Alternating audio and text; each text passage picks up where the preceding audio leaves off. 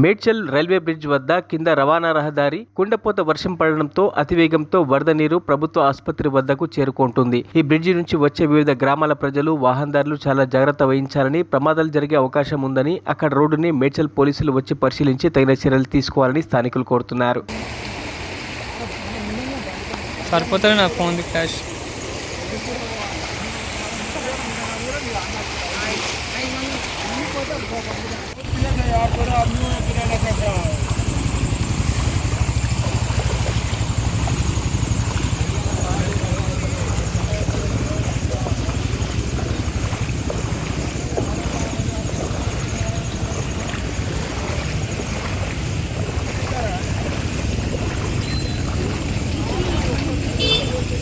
పోదానట